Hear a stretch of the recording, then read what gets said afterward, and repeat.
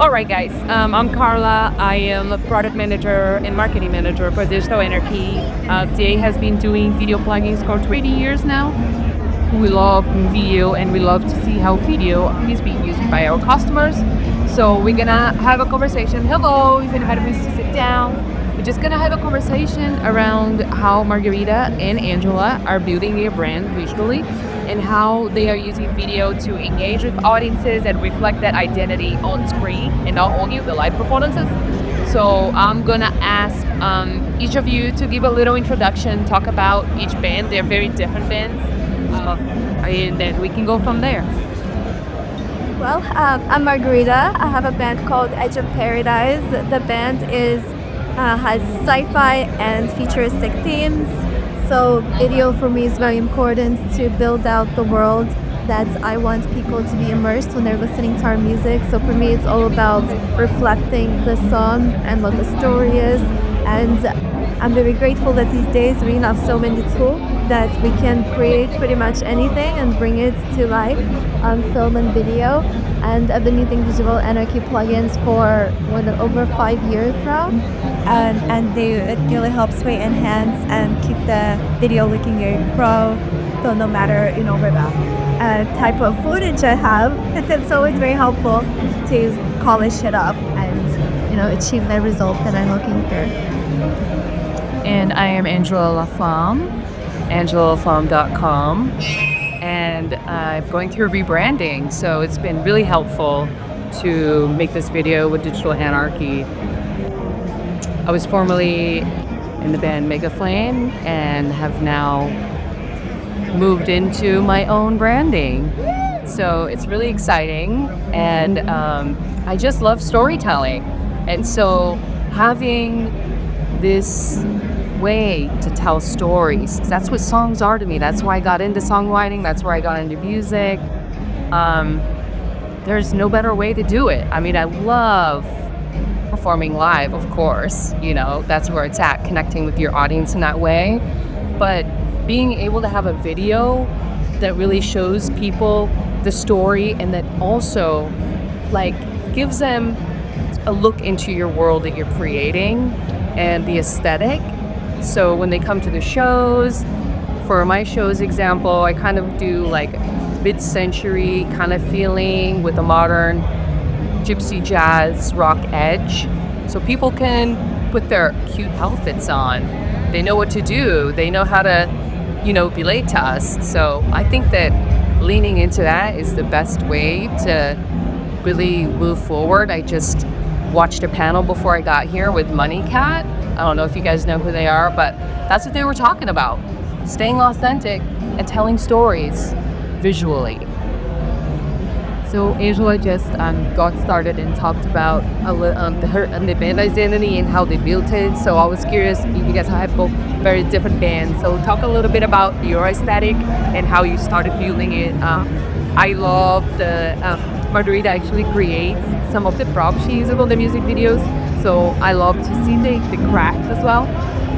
Yeah, from the props to the outfit. So my band members are right there, so maybe they can join me and then help me. Okay. But They're cheering in the background. oh yeah, but I also envisioned us to be kind of like space wars coming out. Because in a way, having a band, it's it's us against the world, trying to build a brand. And with the music, it was on their graphic novel. I made a graphic novel called Hologram It Plays to Forever. And it basically tells the story of our albums where, we live in this futuristic world where holographic technology makes it possible to travel anywhere you want in the universe. So we're on this, the most volatile planet. And we're basically, fighting for humanity. It's us against artificial intelligence. So, yeah, I want to create this feel of space warriors, but to still keep the humanity and the soul. Because the music, even though it's set into these futuristic themes, kind of out of this world, there's very soul and humanity inside, and it's very personal, the themes that I talk about. So with video and with the props and the outfits, for me everything has to go together. From the beginning, I wanted to have coherency throughout our music videos, the albums, the photos. It's very important that, when people look back and they're like, okay, they instantly know that's such a paradise. So I really wanted to achieve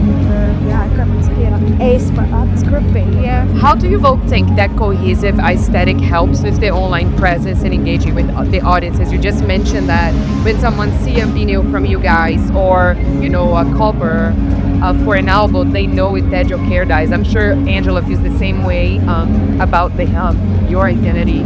How does that help you engage with audiences and build that presence online? Well, I think it's helpful because, well, when people listen to our music, I always wanted it to be multidimensional so they can visualize the realm, visualize the world. It's kind of like if you think of a movie, if you think of Star Wars, you right away kind of see that world. If you think of Interstellar, like you get that feeling. So it was important for me to create that.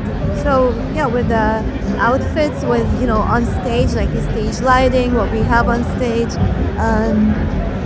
just everything, the makeup. We're gonna talk about makeup soon. Angela? Yeah, so the question was about aesthetics. Yeah, and how you think having a cohesive aesthetic helps building the online presence and engaging with your audience. Yeah. So when we first started out, we really tapped into the Burning Man crowd. We're from San Francisco. So it started out that way. And also that whole speakeasy vibe, we started out in 2009. So bringing that whole kind of 1920s, 30s, 40s into the whole scene. So people were really into wearing their outfits and putting their makeup on, guys putting their three-piece suits on, nice shoes, and coming and dancing and having fun and relating to each other in that way. We would even have like little mini fake gambling casinos and all kinds of burlesque dancers and stuff like that. And so I think that really helped people feel like they were inside of a different era. Yeah, and you see that on your guys' live performances. And I think starting to talk a little bit more about video, I think it's pretty amazing to see that vibe built into the video. On the live performances, you have the crowd to help them, but with the video, you really need to pay attention on how you're creating the story, lay out everything, the lighting, the editing. So yeah, we recently recorded a professional video with Angela. I think most of the videos you had before were all for live performances. So talk a little bit about, participating on that and how you felt about it. And then we're going to talk about video editing with Margarita.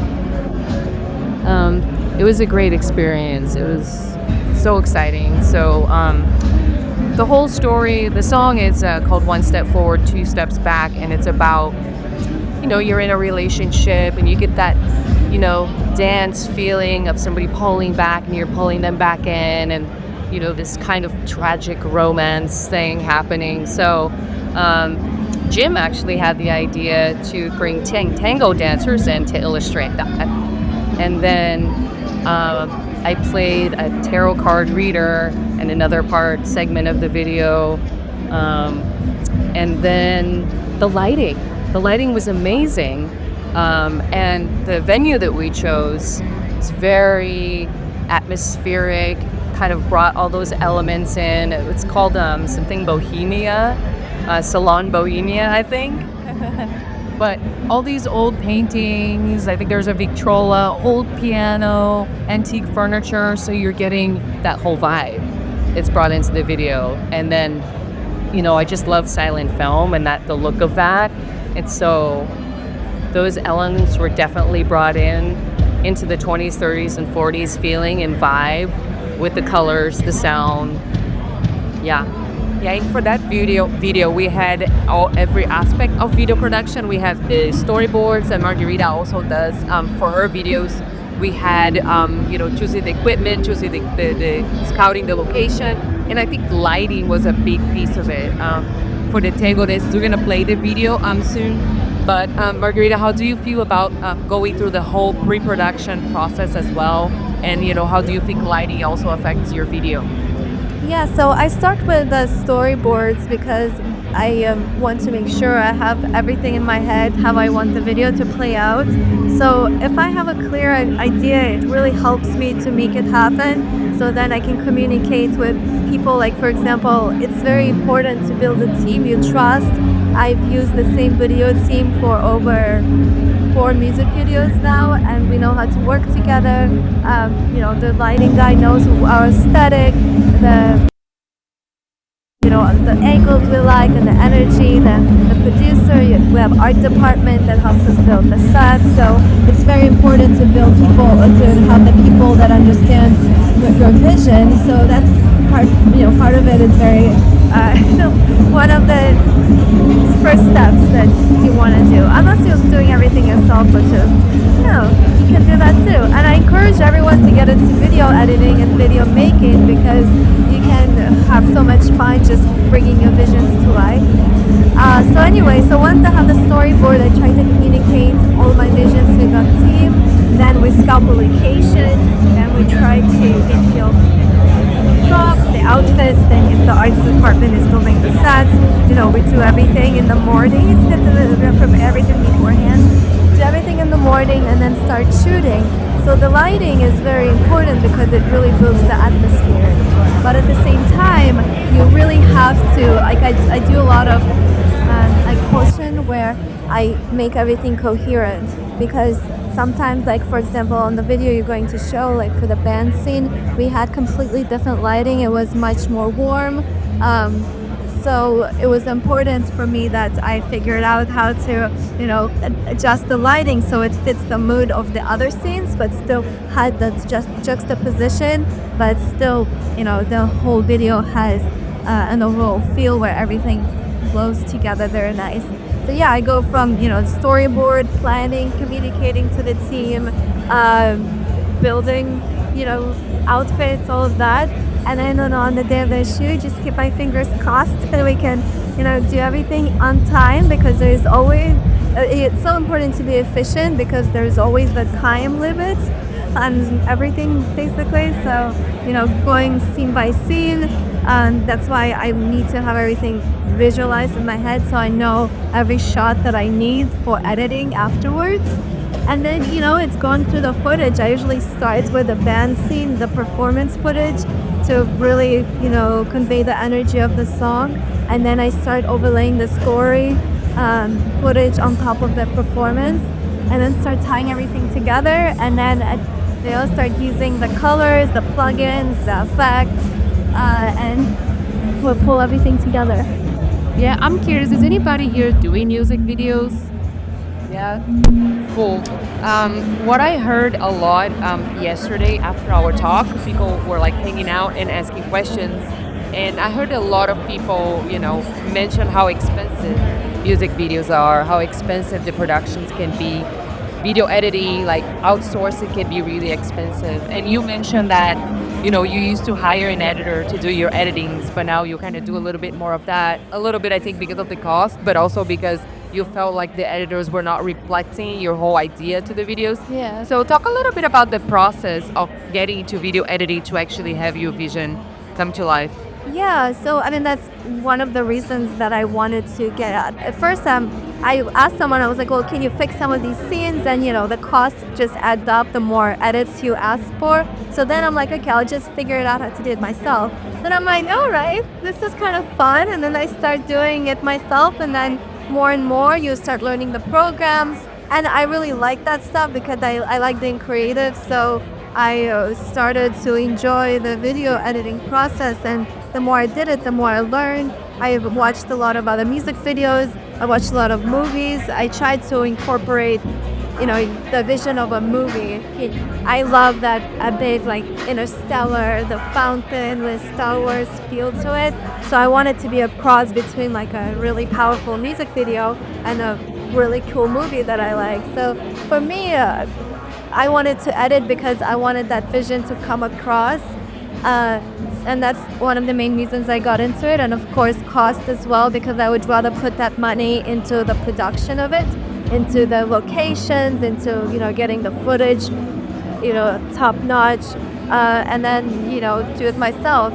So it's just important. You have to prioritize what you want to use your money for.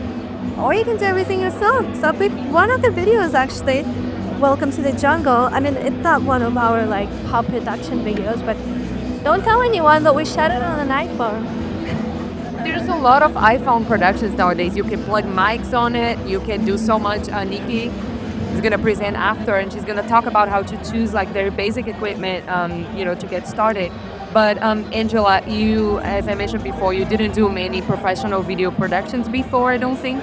I was wondering, how did you feel like seeing the actual edit come together, and how did it look? Did it look the same as you thought when you were on site filming? Because that's another important thing. Edit can change things completely. Yeah, this is I guess, the second professional video that I've ever done. I mean, the other ones are all live performance. I guess a video that actually has a story, right?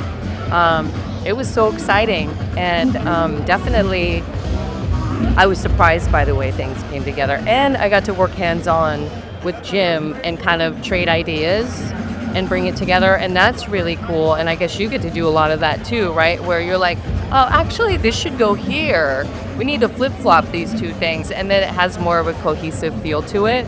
So that was super exciting to me. Like seeing everything come together and just flow with the song, because we actually kind of worked with the live band stuff too. Yeah, so that was fun. Yeah, I want to make sure we have time for some Q&A. Does anybody have any questions so far? I'm going to play the videos, and then we can open up and talk a little bit about visual effects. You're going to see how, Beauty Box, some of the plugins are applied to the videos. And Margarita can also talk about other visual effects she uses.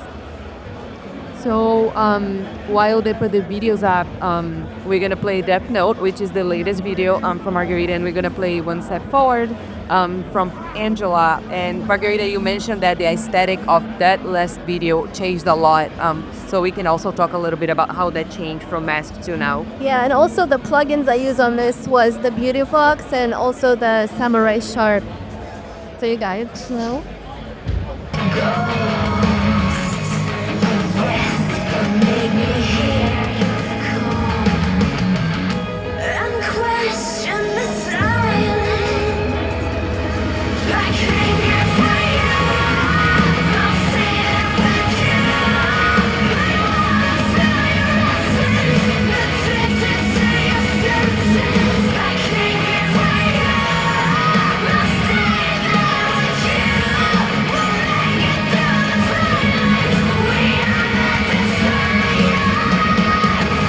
Yeah, so you mentioned that the lighting was way warmer. Yeah, so for the band scenes, so I feel like these scenes were quite warmer than these, just because of the lighting and also the gains that footage on the screens gave up the light. So some of them were blue, some of them were red. And I had to fix afterwards so it has the cool tone throughout the video, but still not lose the reds. I had some trouble to still make sure that red tone some through, like the hair, like some of the outfit. So I'm going scene by scene, took a while. Now can we play Angela? So yeah, I love, it didn't stop to show how you kind of mirror yourself on Premiere Pro, but we can talk about that later too. And that's the video we produced with Angela in December. And we scouted the location, we did everything. I love this vintage sort of look, it's cool. I love how different it is. It's such a nice track.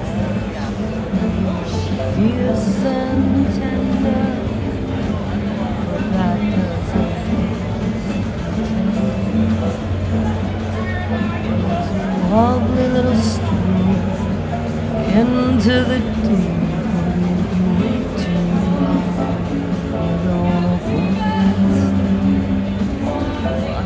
Little too hide and seek, but your lips and your teeth.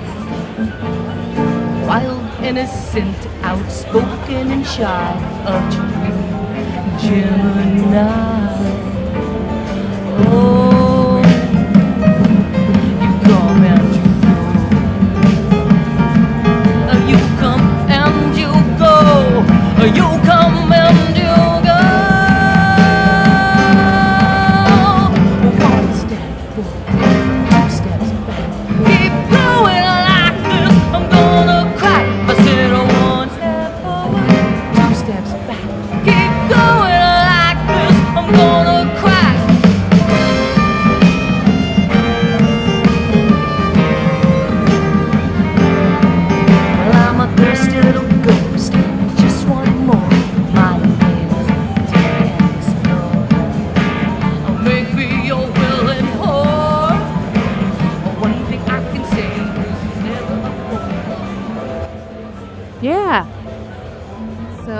I really love the way lighting play a role on both of those videos, and I really love to see that the aesthetic of each band is really recognizable. And anything else? It's our last. We've been doing the session for 3 days. It's been different every day. Yeah. Hello. Hey. Thank you so much for showing your art, guys. I loved it. I think it was very inspiring to see the difference between complexity and simplicity in your own unique styles, and that was really interesting for me to learn.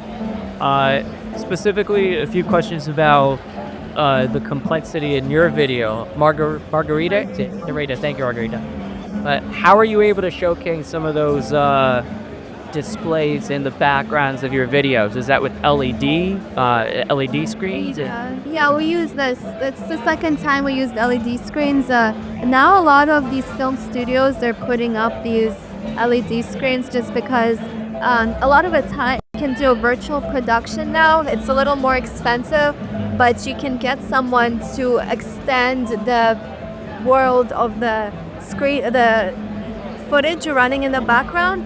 So they're building out like a 360 type of a feel. So you're filming in front of that LED screen, but if you turn and the camera turns with you, the footage kind of extends.